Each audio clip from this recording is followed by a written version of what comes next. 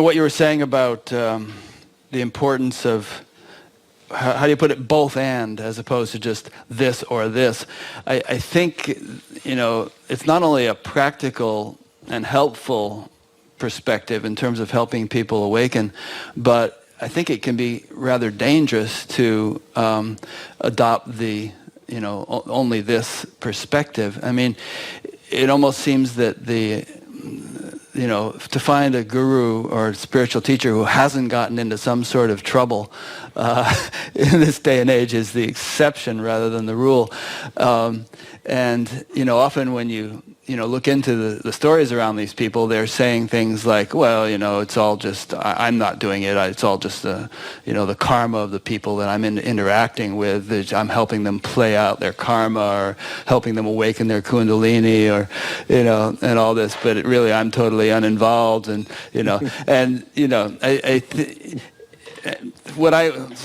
some spiritual teachers whom I would consider to be more honest and mature in their approach to the whole thing are, saying the kind of thing you're saying, which is that, wait a minute, we may be that impersonal absolute, but we're also this personal relative, and we need to be as good as we can be in terms of our personal expression, and we, our realization of the impersonal absolute doesn't absolve us from being a moral person or, a compassionate person, and so on. It's there's lots of ways of approaching it, but the idea of Holons, of Ken Wilber uses a lot, and Arthur Koestler developed, a British philosopher, is that that each, as things expand and evolve, they include what's gone before. There was a time when just being able to make it to the toilet was a real challenge for a little lad of wherever I was, one, and luckily, so far, that's not much of a challenge for me now, but it just still happens. It's just I don't think about it too much. Right. It's just like that's part of my life. And as you grow, I can drive now, and I can also listen to the radio and have a conversation because, and you just expand out. But the other things haven't gone anywhere. Mm-hmm. They're still there. And I think the process of psychological growth and development as a person doesn't stop. It just becomes something which maybe at one period in your life you really need to put all of your attention on, and it now becomes something which you can do. Mm-hmm. You're able to. Sometimes you may need to stop and give it all your attention again, but it's something which you've grown beyond, and now there's something more, not instead, but as well. And that's much more like what life is really like. And I suppose that as I've got older, it's been about having the courage to just go, look for yourself, Tim. What is life actually like for you and the people you meet? And let's start with that, not with some fantasy about what it's like for someone you've never met or you imagine. Yeah. I've noticed among some of the... I'm sorry, go ahead. What were you saying? No, let's go.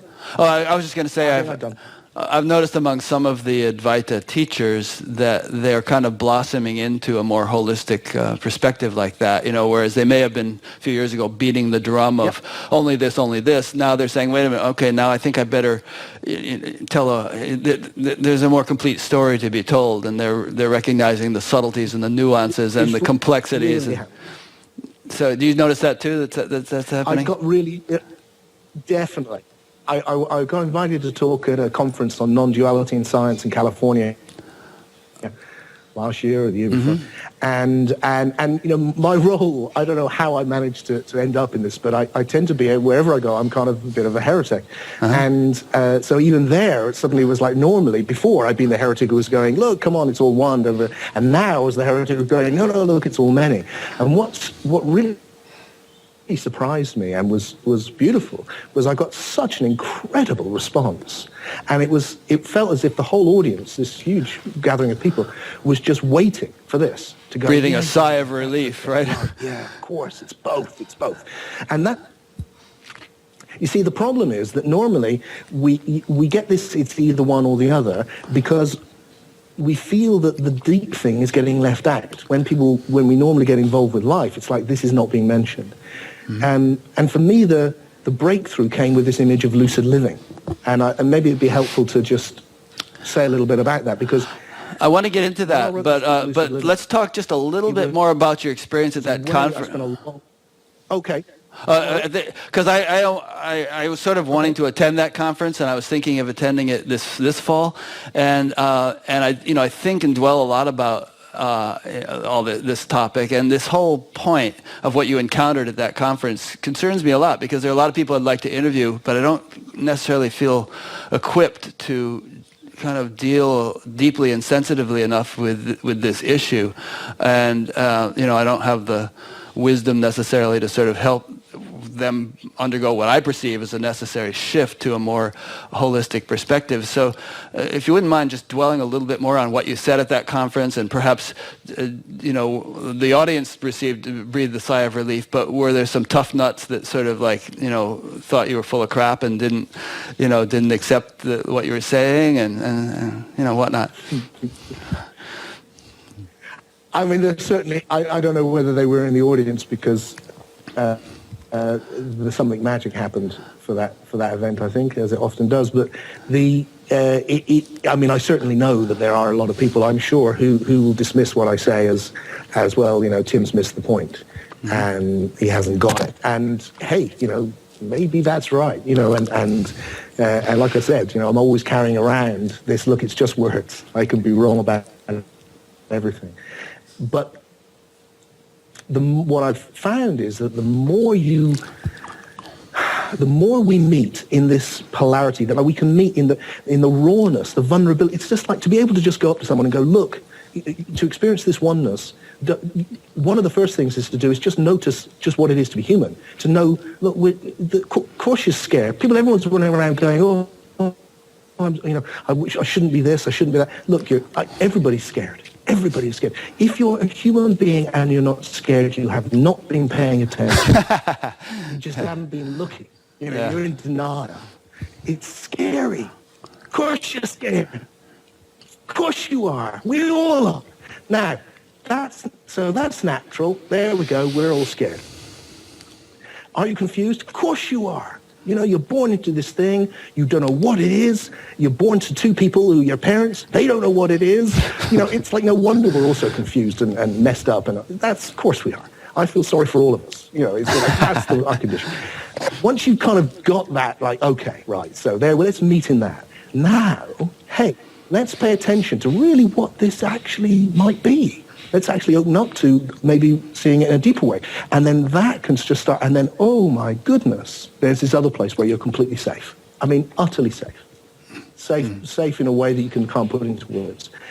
And then there's Tim, and he's very vulnerable, totally vulnerable. Anything could happen to him any moment, and not just to him, but the people he loves and does, and then there's this other place where it just is, and it's safe. Mm-hmm. And those two sit together in every moment. It's not one or the other, it's both at the same time. And just to be able to allow that it's such a relief, I think. To both the safety as a relief, massive relief, obviously, but also the vulnerability, that we can just hold each other's hand, just like, Yeah. You don't have to philosophize it away. There's a bit in the Ishu Upanishad, which I sent you in an email, which is something like, into blinding darkness go those who worship ignorance, and into even greater darkness go those who worship knowledge. And I don't know if I'm interpreting that correctly, but it sort of sounds to me like what this theme we've been talking about for the past 20 minutes, excluding the relative world, the so-called world of ignorance, and focusing exclusively on the absolute, and dismissing the significance or relevance of the relative. It's like you continue to say, and I love that phrase. It's what is it? And or how do you put it? Both and, not both and, both and. Both and. Yeah. So maybe we've built on that point of I nicked it from Carl Jung. Oh. Who said once, the good old Uncle Carl, who was a great explorer, and said once, not the niggardly either or, but the glorious both and. And I just read it and went, that's it. That's great. Well, one of these days I'm going to get some T-shirts made up, and I think I'll put both and on one of my T-shirts, and another one I'll put on another T-shirt is paradox, which is one of my favorite words. Isn't it? For me, it's absolutely central to the whole thing is paradoxical. Maybe there's one little thing which might be interesting to see, because for me, it's not like, well, it's deeper than I just want to have both. It's actually seeing that the two are one, and like if you think about a paradox, a polarity, you couldn't have a world with just in and not out. Right. They're opposites, but you couldn't turn just left. It has to be. Every opposite implies it's the other opposite. Every pole implies the other pole. They exist together. So that there is one. The manyness is not like, well, and then there's this illusion. It's like, no. The oneness is the manyness. The manyness is the oneness. Or, in Buddhism, the forms is the emptiness. The emptiness is the forms. Mm-hmm. And the role the forms play, apart from being absolutely magnificent and just such a, what can you say, they're amazing, is that through the separateness, is that's how we become conscious at all. So it's not like we've made a mistake. It's that the one becomes conscious of itself through appearing as many. That's how it does it. Otherwise, how could it? So, and you see this with a child. If you watch your children, they come in and there's this, you can look in the baby's eyes and there's this huge oceanic oneness in a child. We've all been there, but it's not conscious. And they're conscious, but they're not conscious of that. They're just like, whoa. And then as you come in, what happens? You enter separateness. The world becomes broken up. You learn words. Oh, this is this is, up and down, in and out, self and other. And then you arrive where we are, where every single thing I'm conscious of in this moment, I am conceptualizing as separate. That's why I'm conscious of it. Everything I've got, the camera, the computer, my hands doing this funny business they do, your face, my body, the floor, the outside. So the consciousness is discrimination. It is separateness. That's what consciousness is. And when there's no discrimination, we're in unconscious deep sleep. Mm-hmm. And the minute we become conscious, there's discrimination. So the separateness is not the problem. It's the foundation which allows us to be conscious. And then through the separateness, we can be conscious of the oneness, which is the thing which was already there. There's this phrase in the Upanishads which goes something like, I don't know the Sanskrit, but the phrase is, the world reveals Brahman. Yes, isn't that just gorgeous? So the one becomes many to know that it's one. So the journey for me, if you talk mythologically, would be unconscious oneness becomes conscious manyness on a journey towards conscious oneness. So the place that we can taste in this deep awake state is the one becoming conscious that it's one by appearing to be Tim or appearing to be Rick, and that is only possible through the separateness. So rather than it being some pernicious illusion, some error, some thing to be ignored, some fault, it's actually perfect. It is actually the thing which allows the journey to happen at all. Yeah, and you're not just talking about a child being born and growing up and going through differentiation in order to realize oneness. You're talking about the whole universe. I mean, from the Big Bang onward or whatever. It's the same process. The journey which a child makes is essentially the same journey that the whole universe is making. It's into separateness. And then by increasing separateness, if you think of the great myth of modern science, is, from the singularity, the one, we've had this explosion of variety. And the more various it becomes, and the more complex it becomes, the more conscious it becomes. Yeah. Until here we are, pretty damn various and pretty damn complex and conscious. Yeah. Now, that's got to be wonderful.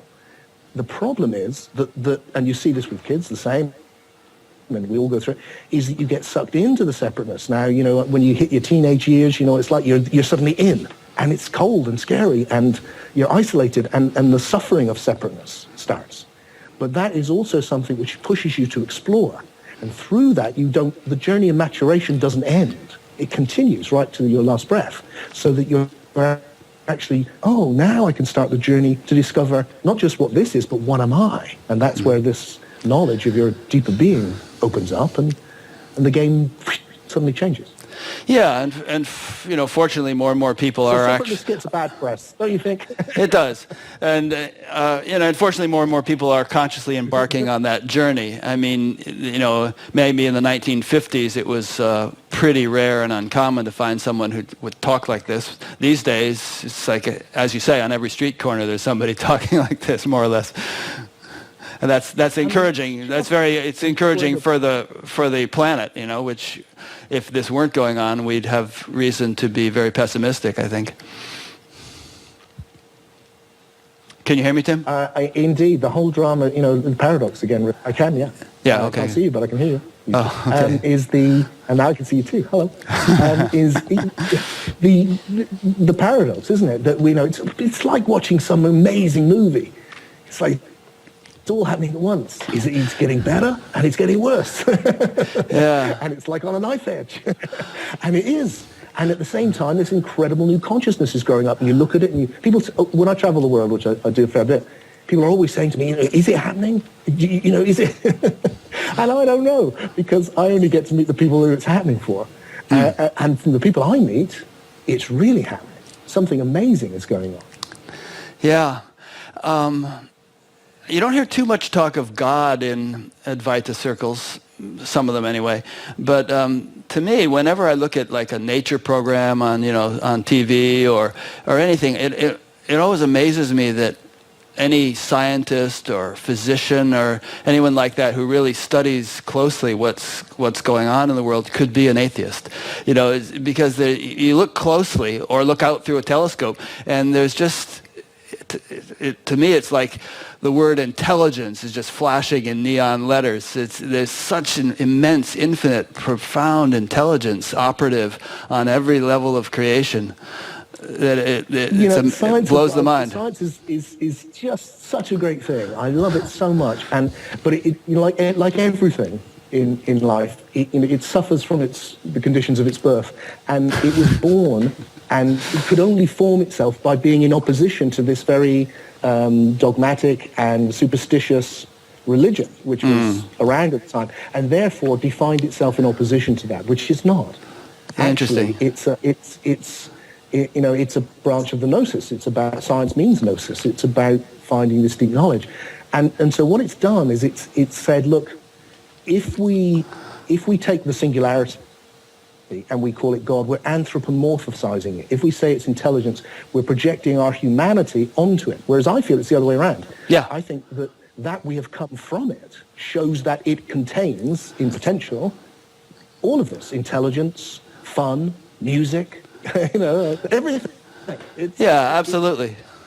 It has all that within it. It must. Yeah. Where could it come from? Yeah, it's not like we're attributing human qualities to it if we call it intelligence. Rather, we as humans are, a minuscule reflection of a vast intelligence. Exactly that way around. And when I look at, when you look at from that perspective, and I look at my own experience of, say, creativity, which I've studied a lot, I feel that by looking at human creativity, you can kind of understand natural creativity, because it's a small reflection of the very creative process. And I look at the process of evolution as we've come to understand it, and it really reminds me of my own creative process. That's probably what is meant by man is made in the image of God. Yeah, that I think that I tell you the thing which turns it around for me, though, is this idea that rather than God being at the beginning of time, this superconscious being that just goes, boo, off you go, it feels more to me like actually this is God becoming conscious of itself. Yeah. So that, if you like, God is the alpha and the omega. So in the alpha state, the beginning, it's the unconscious oneness. And it's reaching towards the conscious oneness, which is the end of time, as it were, the thing which you'll be the telos that you're being pulled to. And what this is the journey between the two, so that it's not that, because if you've got a conscious create God, you've got some problems, dinosaurs being one of them, but there's plenty of, it's like you look at the world and you just think, well, why would a conscious God do that? And that's why I say it's more like my own creative process, which is actually unconscious. It arises, and then you see what it is. And that's what life seems to have done. It's arisen like a dream, unconsciously from the source. And then it's looking at itself to see what it is. And that's what we're doing. Oh, what is this that we are? And becoming more conscious of itself. Yeah, interesting. Well, it's certainly a mystery. One of the interesting thought to contemplate is that the notion that if God is omnipresent, as he's said to be, then, it means, where is he not? He's permeating every fiber of our being. And so who is actually having this conversation? Yeah, I mean, because I've written these controversial books on Christianity, well, I do a lot of radio and TV, and people often say to me, so do you believe in God? And I've just got to the point where I just go, look, I don't believe in anything but God. That's good. Bill Moyers asked, who's that great guy who wrote, Joseph Campbell. Bill Moyers asked Joseph Campbell what he believed, and Joseph Campbell said, it doesn't matter what I believe. What I'm interested in is what I experience. Yeah. That's it. I love Joseph Campbell. But, I mean, I feel so grateful to these pioneers, these people that have gone before and opened up the way through for us. Because the reason that this is happening, this phenomena we've been talking about, is because of all of those guys. They went in there and got machetes out and cut down a path for us to walk through. And we can walk there. And as we do that, we can see where they missed something, or we can take it further, hopefully. But we're standing on the shoulders of giants, as Newton said. And I feel so grateful. I really do. Well, to those who are listening, I hope you're enjoying this. I'm sure you are. And we've barely scratched the surface of Tim Freke. We're going to keep scratching for a while. And then if we feel we haven't completed everything that we can talk about, we'll have another conversation in a couple of months. But a little bit earlier, you were trying to... you started to introduce the concept of lucid living, and I kind of interrupted you. So I definitely want you to cover that. And there's also like a 7-point thing that you outline. I forget what you call it. Is it 7? Kind of like 7 stages of realization or something. It's really all within the lucid living thing, Rick. And I think, what I did in my book, Lucid Living, is to break it down. It's just into 7 insights, which I could explore. And it's not magic 7. It's not because there's 7 chakras and 7. It's just 7 worked out as a number. And these seem to be key things to grasp. Yeah, let's go through it all. There's plenty of time, and if we don't, as I say, if we don't have time in this interview, we'll do more stuff later. But let's unpack it in some detail. What I'd like to do in this is rather than going through those 7 points, which people can have a look read in at your book. Sure. Yes, read my book. Yeah, right. As P.T. Barnum said, always leave them wanting more. Yeah. Go now, bye. Just to give away the best bits. Just to say, look, this is the real insight. Okay. And I have found it incredibly helpful, and many people I know that I work with have found it incredibly helpful because it's very simple, which is that this awakened state, which we've been kind of looking at, is similar to lucid dreaming, except it's right now. Mm-hmm. And what you can see with that is like, and that's hence the lucid living. If you think about a dream, in a dream, you have a polarity to your nature. You don't know it when you're dreaming, but you do. That on the one hand, you're the person you appear to be in the dream. You're in a world. It seems very real. Sometimes it scares the pants off of you. It's so real. And yet, if you become more conscious and you dream lucidly, you dream consciously, you recognize this interesting predicament where you're having a dream, you're in the dream, you're that person in the dream, but what you really are, or your essential nature, your essence, is you're the dreamer. Mm-hmm. And as the dreamer, you're not in the dream is in you. So you see this polarity, this paradox, as you said, to your nature, that you're in it on the one hand, and also turn it around and it's in you. That on the one hand, you're a person in a world, and on the other hand, you're what? You're the awareness within which a whole world is arising. When I look carefully at this moment, it seems the same now. That I have a polarity to my nature. And on the one hand, I'm this guy, Tim, in this flow of forms and colors and shapes and sounds. And here he is, and he's an object. He's a thing. He's something I'm conscious of. And on the other hand, I'm a subject. I'm this presence I could call I, or what I'm the awareness which is witnessing this. And when I look for that awareness, it has no form. The Upanishads say, what is it that you can you cannot see, but which makes seeing possible?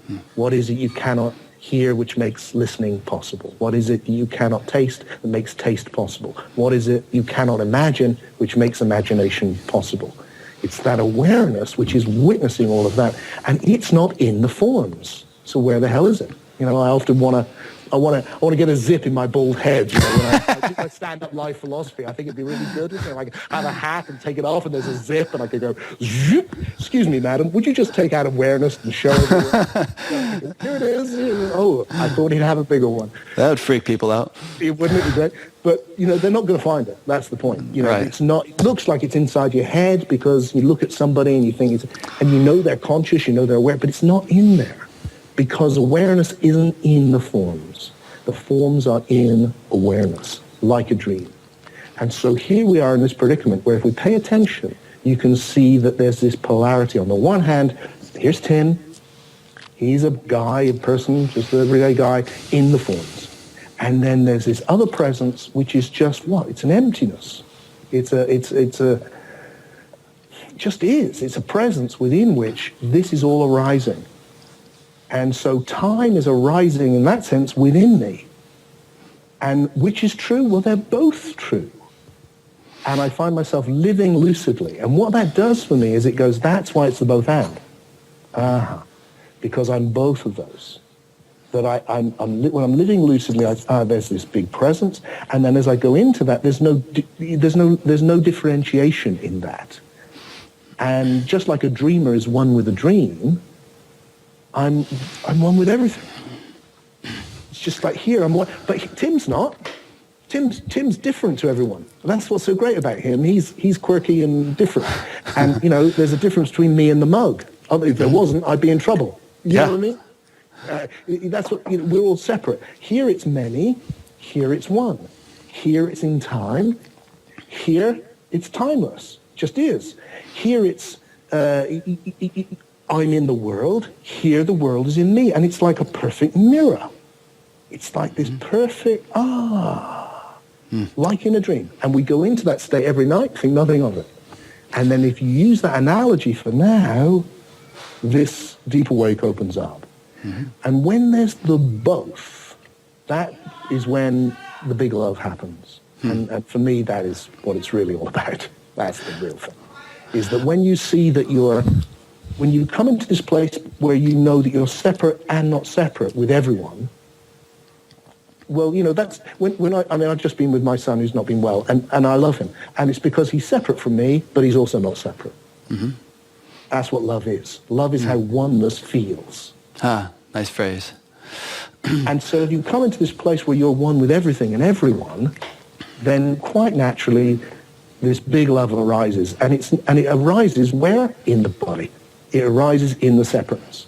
You feel it. That's where it's felt. Right into, all of that, the juice of life. And that's why this image for me enables me to go, that's the both and. That's it. I have a friend who likes to say we're all sense organs of the infinite. I'm kind of reminded by what you were saying of like when televisions were first brought to African tribes and things, and they showed them, people on television, and the people freaked out because they thought that those people were in the television, and like if you turned off the television, the people died or something. What happened to them? It's like we think of awareness as being maybe in the body, but I like to think of us more as being like a television or a radio, where it's just an instrument which is able to kind of detect or transmit a field which is ubiquitous, radio waves or television waves. They're everywhere, and yet in this particular instrument, where they're able to be, their influences or their existence is able to be detected. So it's like, consciousness is a field. It's everywhere, awareness. And, we each are like little radios, little televisions that are able to pick up on it and tune into it to varying degrees of clarity, and express different. Maybe some of us pick up on some channels, some on others, according to how we're constructed, how we're constituted. Yeah, I think that's a lovely image. To me, it's like, look, there's a field of unconscious awareness, and we are centers of consciousness within it. And you just see that in that center of consciousness, your attention can just move and just moves wherever it wants around that field, and the field can expand, and you can, your consciousness of it can expand, and the big jump comes is when you recognize, right, so I'm the field. Right. We're all the field. So there's a place where you're separate, and there's a place where you're not. So it's conscious. It's almost like if I come back into the eye right now, it always feels to me like a doorway, because it feels at first as if I'm coming. Where's the witness? And I'm coming back into myself, and it seems to be getting smaller and smaller and smaller, and then suddenly it's a moment where pow, and then it's everywhere. And I look in one direction, and it's like it's just Tim, and I'm looking at the camera, and I'm talking to you, and it's all very particular. And then I look back on itself, and it's everywhere. Yeah. Which, depending on, and you just, which way are you going to... So with the lucid living, which is a very beautiful, clear explanation of the mechanics of things, is that a practice that you actually advocate for people to somehow do, or is it more just a philosophical perspective that you present to them to kind of enable them to see things from a different angle? Well, let me just say that I think also that philosophical perspectives are things you do. First of all, I think philosophy is the ancient practice of awakening and always has been. So how we use words to conceptualize the thing you can never say is itself transformative. Yeah, that's grown on me more and more as I've done these interviews. It's like, because I had this bias or suspicion that a lot of times people substitute an intellectual understanding or insight for the actual experience to which it points. And I think that can still happen, and people still do that. But I think I was a little bit underplaying the value of intellectual insight to really transform experience. Yeah, I mean, the mind is another thing which gets a terribly bad press, because the mind can drive you bonkers, but also it can wake you up. I mean, it's like everything, it has two sides. It's not good or bad, it depends. Yeah. So partly philosophy, philosophy is itself, it's love of Sophia, of wisdom, and it will lead you there. But from that, I've developed these techniques to then say, okay, as you understand this, now let's see it. Because what I do when I have the luxury, I guess, to spend long periods looking. I just look. And that the lucid living came from looking, really looking. And it's difficult, because we all look through the lenses of things we've picked up. So I picked up a lot of Eastern ideas, or this idea or that. So I'm looking through those. And then to go, no, just look, just keep looking. And is there a better way to say this? Is there a clearer way to say this? Then to get people to actually do that looking. And, the biggest thing is when we do it together. These eye-to-eye techniques. I run these events, the mystery experience. What is that exactly, an eye-to-eye technique? Well, what I do is I get together people for a weekend and take them through to the lucid living state, to the deeper way, to the big life. And I'm astonished, really, how readily people just pop. And one of the things I do with people is I use the sensation, just looking or listening, touching, or the things which are happening anyway. But to enter through them and to do that with somebody else. So what I like to do with people, is rather than, especially when you've got people together, is rather than get people to just close their eyes and go just within yourself, is to say, look, we can see this in each other. Mm-hmm. And once you start to become conscious, oh, look, what I am is that which is looking that can't be seen.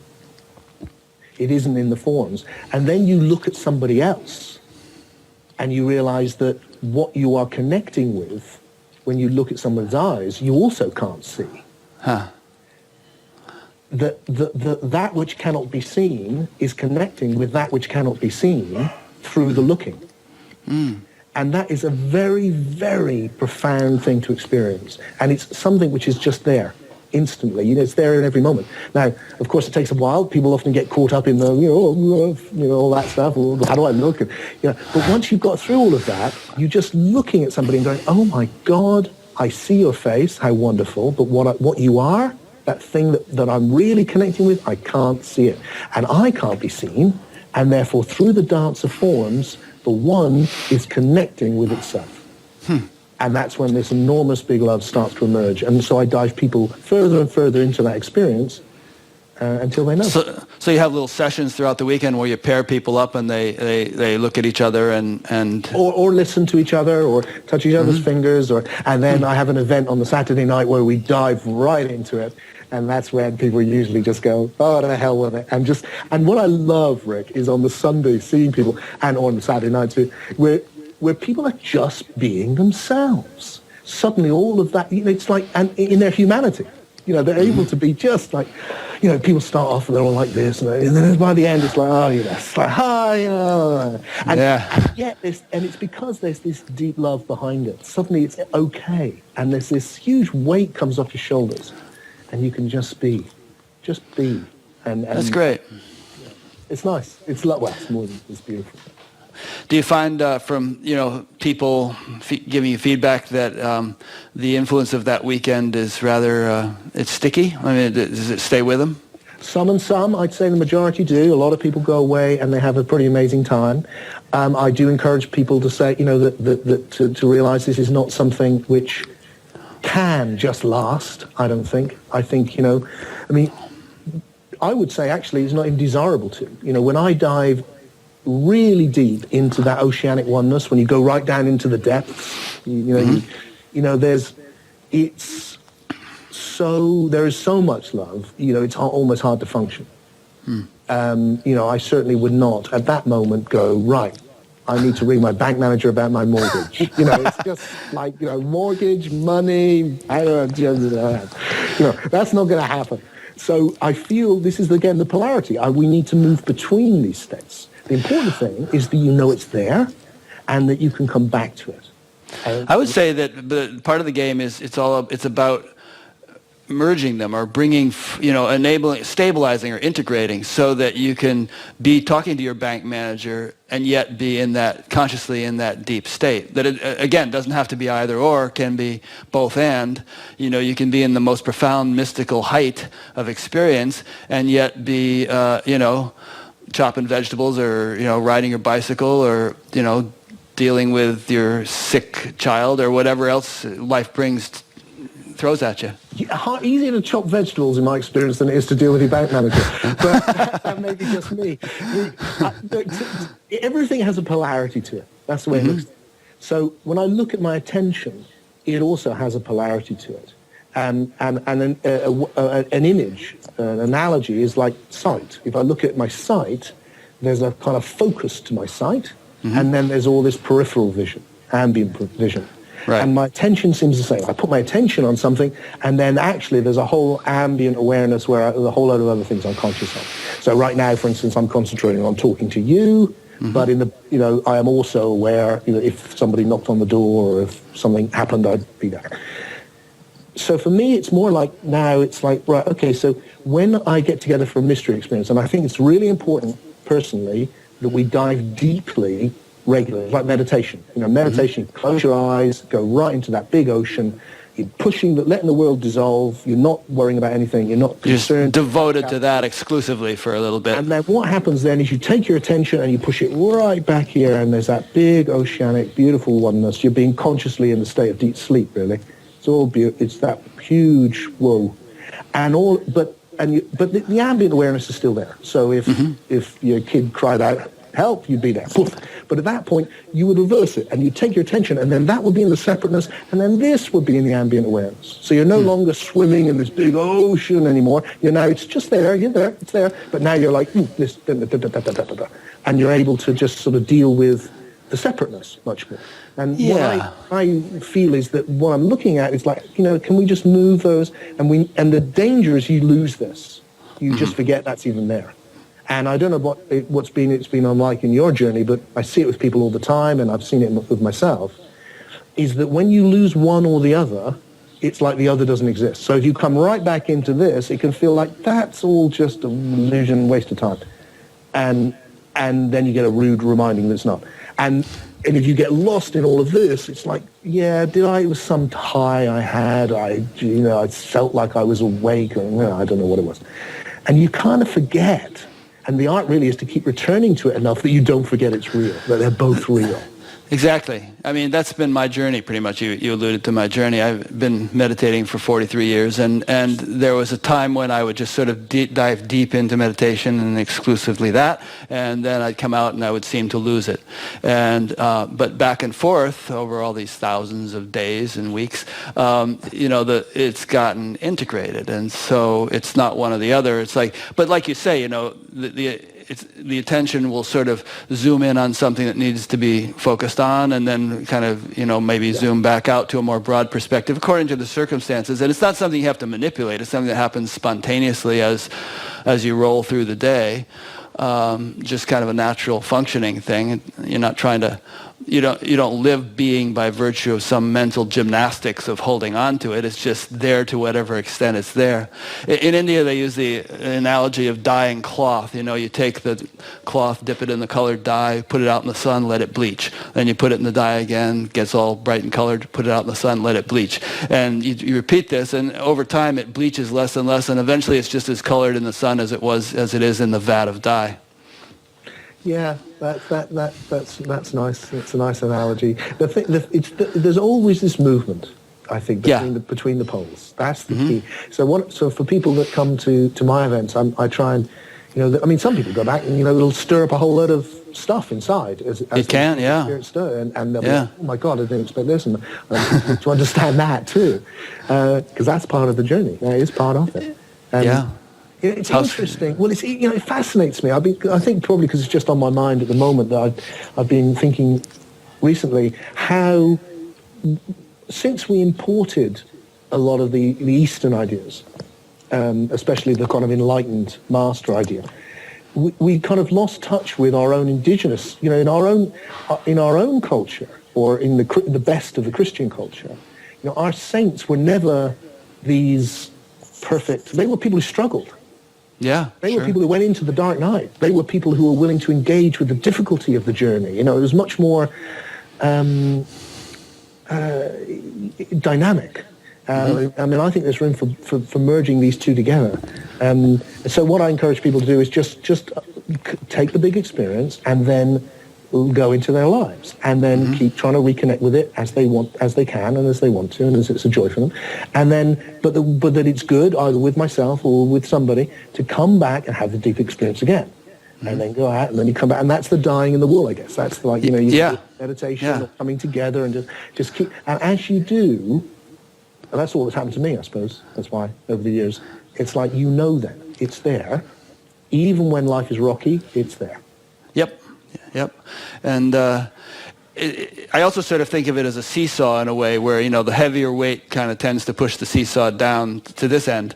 And it's sort of like the more, if sort of being, if we want to call it being, or consciousness is very, fleetingly, hardly well established, any little thing can throw it off. And, you're overshadowed, you're freaked out. I keep using the word freaked out, I'm sorry. Take it as a compliment. I use it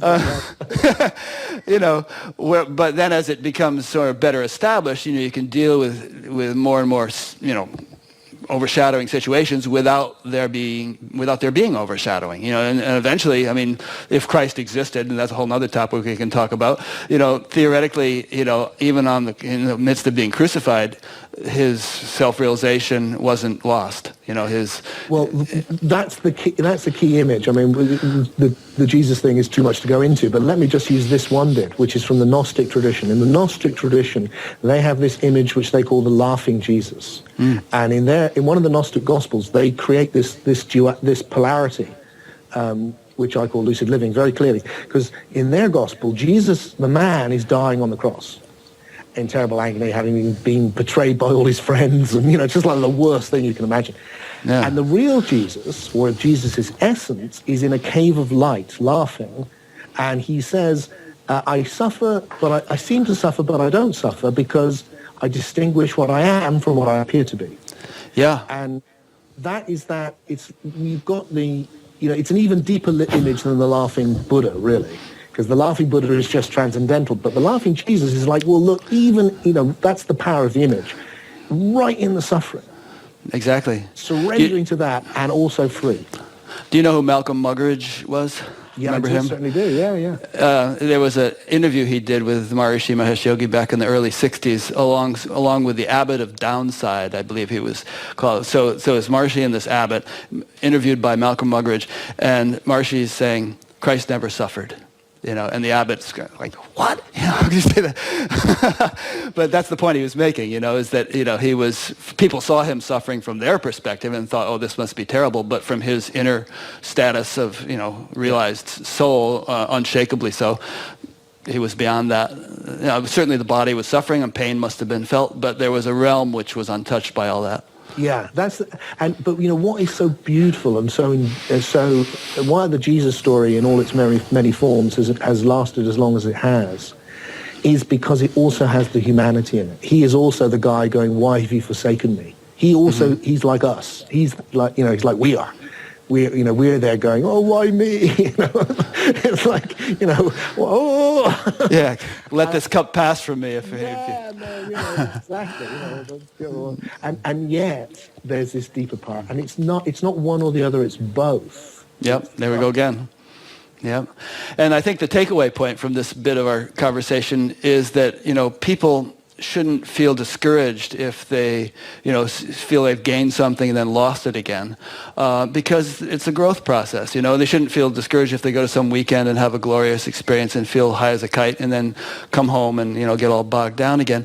Just carry on. There's going to be continued growth, and I know that the word growth is anathema in certain, Advaita circles. There are no levels, there is no progress, yada yada. But realistically speaking, in terms of what you said earlier, if you look at what your life actually is, as opposed to some pie-in-the-sky notion of what reality might be, we grow, we evolve. And so if you can kind of confront that, accept that, honestly, then it's, rather than being sort of kicking yourself every time you seem to screw up, you say, okay, well, I'm growing, and, let's... I tell you, Rick, the thing which has changed for me, I used to think, that if I stared at a white wall long enough, or, followed my breath long enough, or gave up enough things, and didn't have sex and all that, then I would become some sort of bright-eyed Uber being who was, I don't know what. And none of that has happened. Tim has stayed resolutely Tim. Fundamentally, he's just a bit fatter, a bit bolder, and, had a whole load more experiences. Apart from that, he's exactly the same. Yeah. The thing which has changed is I don't give myself such a hard time about that. Is that, that I've realized that that's all right. Yeah, you've come to understand that that's the way it's supposed to be. Yeah, and that through just being Tim in all of his quirkiness, that this experience of awakening can open up through that, and that then Tim can be a vehicle for love in the world, and that's enough. That is more than enough. Yeah. Well, you're doing it, I must say. You've been a vehicle for me in that sense. Just a joy to listen to you, and I want to start reading some of your books. Well, good. I'm an author, so that's how I put food on the table for my kids. And also, immense. I'm writing at the moment. I take writing quite seriously. It's a problem because it's slow for me. But spirituality needs to evolve. That's my feeling. We've got this crazy idea that the old was good. Well, the old was old. Bits of it were good, bits of it weren't, like everything. And we need to keep it evolving and keep bringing out. Each new generation runs with the ball, passes it to the next. And we've got it right now. And we need to make it integral. We need to make it embrace these polarities. So we need to make it trans-rational, but rational. We need to clean up its act. We need to make it opening up to the oneness, but really engaging with the manyness. We need to make it something which can actually take us to this place where everything's okay and allow that to express itself in love to transform this place where sometimes it's not. Well, a lot of the time it's not. And for me, the books and everything is how together can we do this? And bit by bit, we are.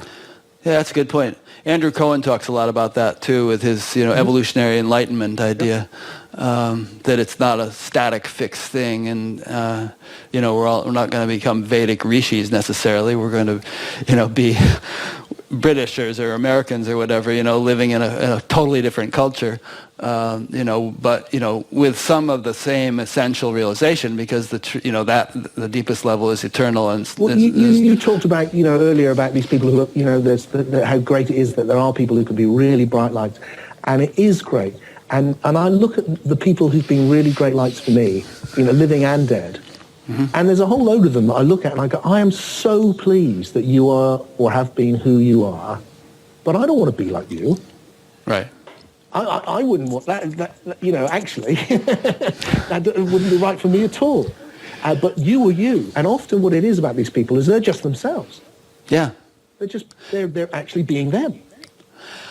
I find that actually with the few people I've met who might be, classified as saints, there's a sort of a lively, vivacious, charismatic quality to their personalities. There's no plain vanilla whatsoever, I mean, they radiate a lot of consciousness, a lot of being, but they're full of humor and mischievousness and, personality and ranges of emotion, anger and sadness and bliss and happiness and the whole gamut, probably much more vividly than the average person, So this whole notion of the placid sort of, colorless sap of a personality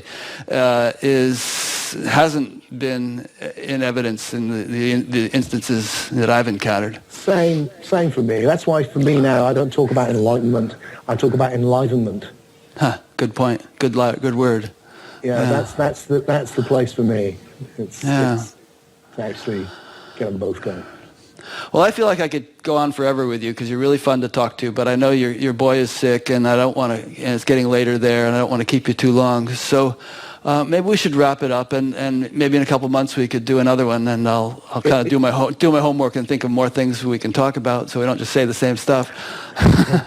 Well, I'm sure, my experiences, I mean, we talked earlier about my friendship with Peter Gandy and with many people. Well, we've been having one conversation now for over 40 years, and it's still interesting because life's like that, and I thoroughly enjoy talking to you. So I'm sure we can have a good time.